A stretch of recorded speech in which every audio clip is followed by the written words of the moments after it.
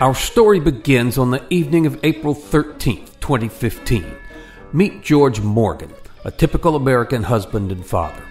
George works hard to provide for his family. His job as a commercial pilot with a large airline affords him a comfortable, though hardly a lavish, lifestyle. He's just finishing dinner when there's a knock at the door. Who could that be? We're not expecting company tonight. George strides quickly across the room and opens the door. Standing there is a tall, slender man with longish red hair, wearing what looks like some kind of costume. The stranger has on a long blue coat over a white vest and white pants, black shoes, and a large brass belt buckle. He reminded George of the characters in the John Adams special he'd just seen on HBO. For a moment, George considers slamming the door and calling the police, but something about the man's relaxed, confident manner stops him. May I help you? Hello, I'm Thomas Jefferson. Thomas Jefferson? Really? Is this some kind of joke? No, sir, it's no joke. I'm really Thomas Jefferson. May I come in, sir? Hesitating briefly, George's mind runs back to a picture he remembers from his 10th grade history book. He does somewhat resemble Thomas Jefferson. This must be a joke, an impersonator, somebody hired to mess with me. But, let's see, that was Charlie Gunn. He knows I'm a history buff. Okay, I'll play along. This might be good for a laugh or two. Thomas Jefferson, huh? Yes, sir. Well, come on in. My name is George Morgan. It's nice to meet you, George. One question. Just how did you get here? This is the year 2015, you know. Well, it's a long story, but basically I was granted the opportunity to come back and check on our blessed republic. We knew that we were embarking on a marvelous experiment with our fledgling nation. No other nation in the history of the world was ever founded on the principles that we all so passionately believed in. We hoped we were building something solid, something that would survive for centuries to come. I'll always remember what Dr. Franklin said right after the Constitutional Convention. Someone asked him what form of government was being proposed. His answer was, a republic, if you can keep it. Many warned us throughout history, as governments become more powerful, the people will gradually give up their freedom. The great Frenchman Alex de Tocqueville may have said it best. Society will develop a new kind of servitude which covers the surface of society with a network of complicated rules through which the most original minds and the most energetic characters cannot penetrate. It does not tyrannize, but it compresses, enervates, extinguishes, and stupefies a people until each nation is reduced to nothing better than a flock of timid and industrious animals of which the government is the shepherd. We were so determined to prove him wrong. We were determined to build a nation that valued liberty and individual freedom above all else, a place where government served the people, not the other way around. It's been a dream of mine for more than 2 centuries to come back and see how well it's all held up over time. Hey, you're pretty good. You've almost got me convinced that you were actually there back then. Sir, I was there. This is not a joke. I am Thomas Jefferson. Oh, okay, if you say so. Well, we're still here, but I think you're going to find that de Tocqueville was a lot closer to being right than you might want to believe. It's a very different country today than it was in the beginning. Indeed. Things do look a lot different. It's rather amazing that I haven't seen one single horse here. How do you people get around? We have cars now, motorized vehicles that run on gasoline, much faster and more reliable than horses. Most families have at least 2. But if you really want to see something amazing, I'll take you out to the airport and show you a jet airplane. A jet airplane? Yes. It's a flying machine. A flying machine? You mean people can actually fly now? Oh, yeah. Airplanes have actually been around for over 100 years now. But today's modern jets, like the ones I fly, can carry several hundred people and fly at about 600 miles an hour. You can get from Boston to Paris, France in about 7 hours today. 7 hours? In 1784, that trip took me an entire month. Well, you'll find that we've made a lot of progress in 200 years. George and Thomas continue their conversation about all the technological progress that's been made over the past 2 centuries. Thomas is amazed to learn about telephones, television, refrigerators, microwave ovens, computers, electric lighting, and air conditioning. But soon, his attention is drawn to a pile of papers on George's dining room table. There were all kinds of strange and complicated-looking forms there with funny names like 1040, W-2, 1099, Schedule D, and a host of others. What is all of this, if I may ask, sir? That's my income tax. It's due in 2 days, and it's a real pain in the... well, you know. Income tax? Who collects an income tax? A few states wanted us to have a federal income tax, but we all knew that that was a horrible idea. All of us knew that an income tax was the tax of tyrants. It would allow the government to intrude on the basic rights of free men. That's why a direct tax was expressly forbidden in Article 1, Section 9 of the Constitution. Well, today most states and the federal government all collect an income tax. The federal tax code today is over 77,000 pages long. It's an incredibly complicated process. No one can possibly understand it all. Certainly not the average taxpayer, that's for sure.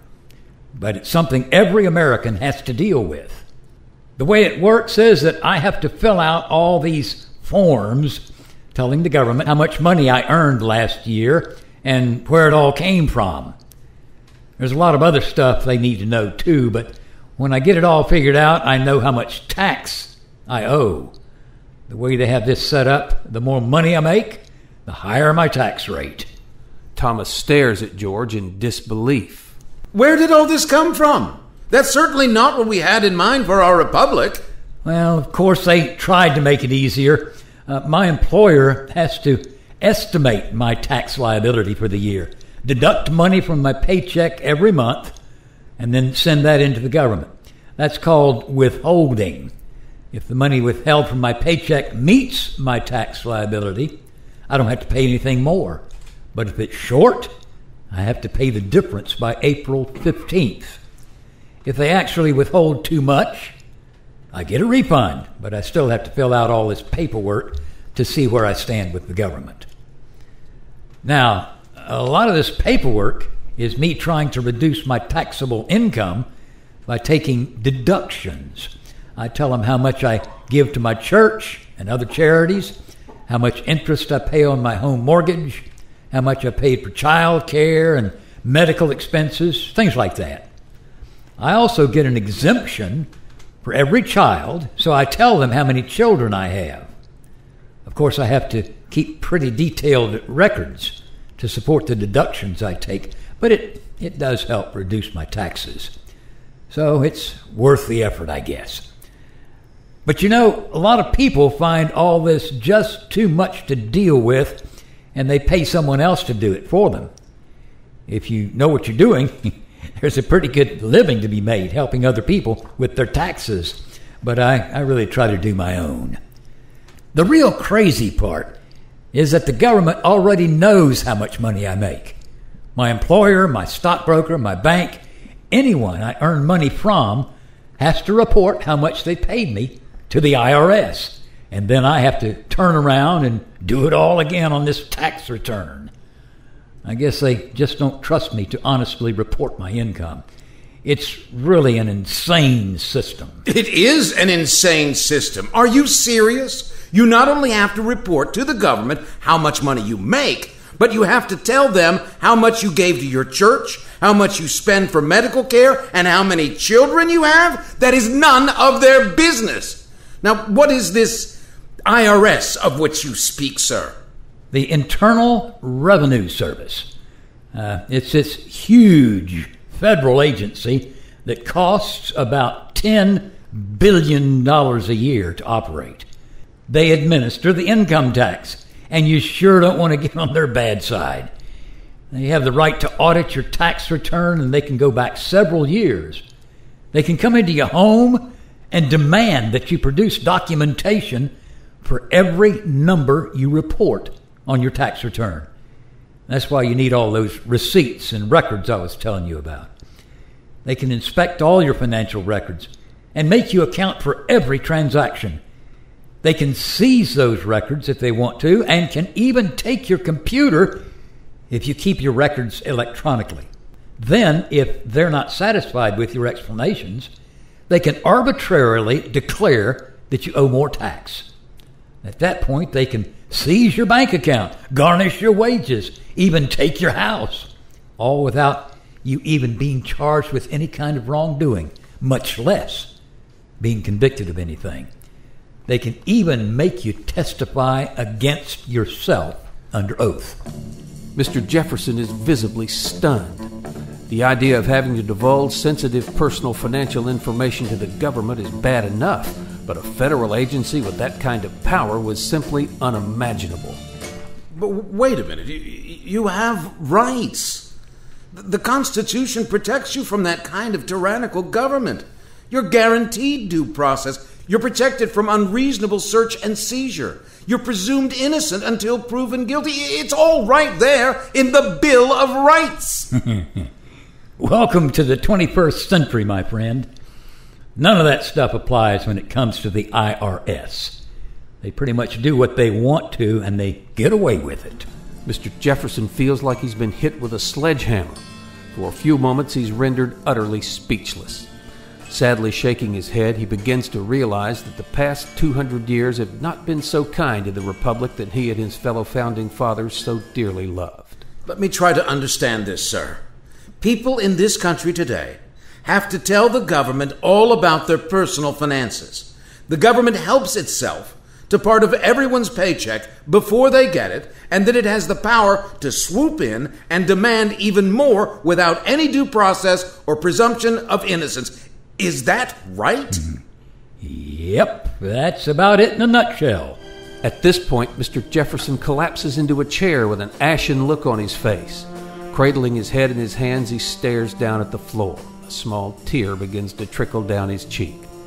George just stands there looking at him, suddenly feeling guilty but not knowing what to do. I can't believe this. This is worse than anything the British ever tried to do to the colonies. We fought a long and bloody revolution against a government far less intrusive and tyrannical than this. Thousands of freedom-loving patriots died so that men might be free from oppressive government. Tell me, George, how did this happen? Surely there must have been some grave financial emergency that required the imposition of such a despotic tax system. Free Americans would never accept something like this unless there was some incredibly dire circumstance. There was no emergency.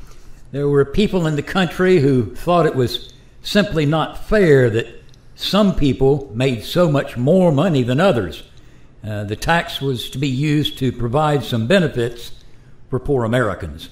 But they can't do that. An income tax is strictly forbidden. Don't your leaders understand history? All of us who worked on the Constitution knew history. We knew that great civilizations began to decline when they introduced direct taxation. We specifically disallowed direct taxation because we knew it would yield the same results that other nations had already experienced. We knew that direct taxation invariably leads to the erosion of individual rights and the oppression of the minority by the majority.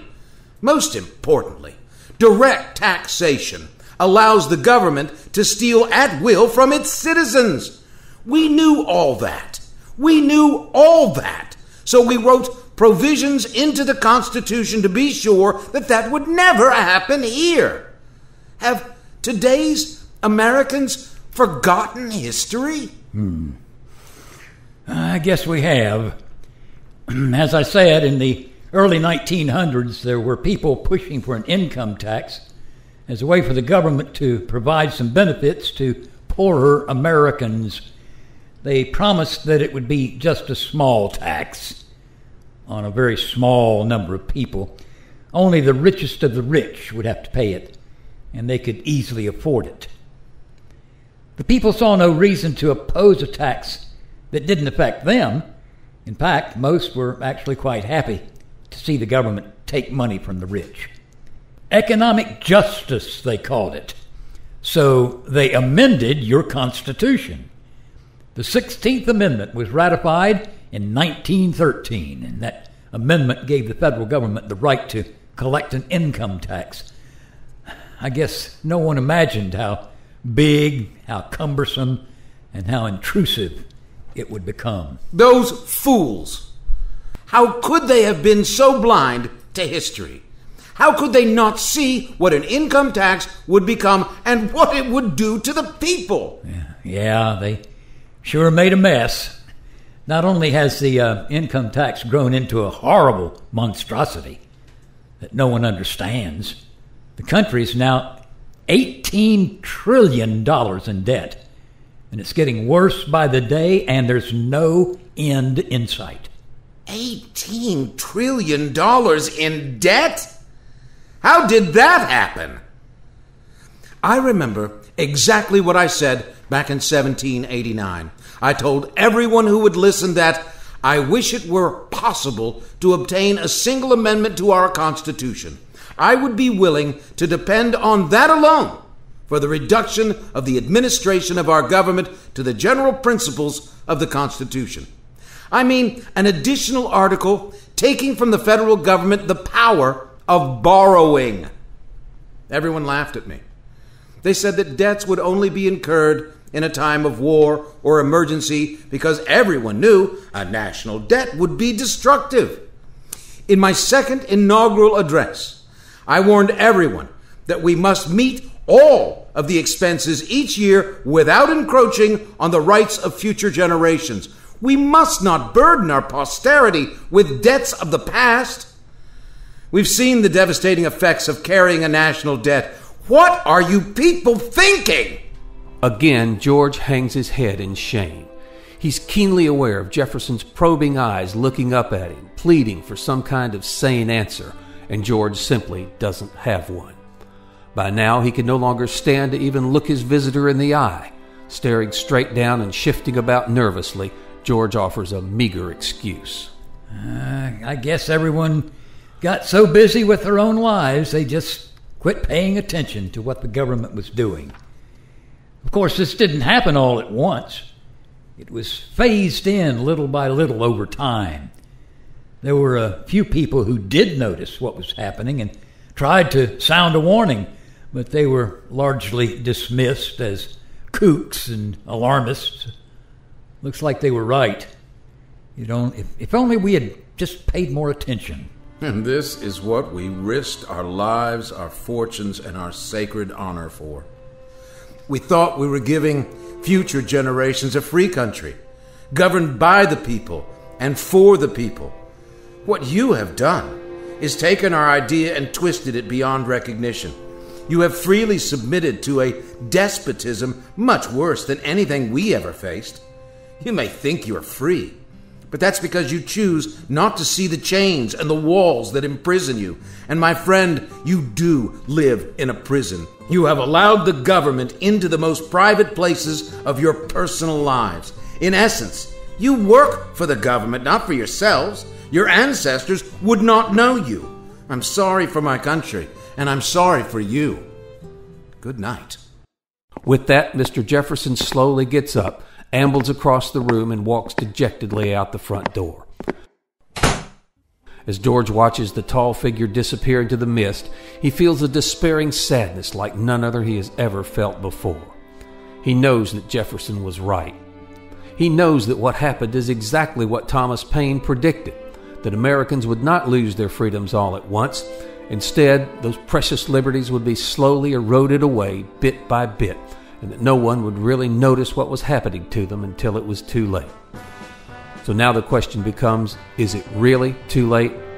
Has the erosion of our individual liberties really gone past the point of no return?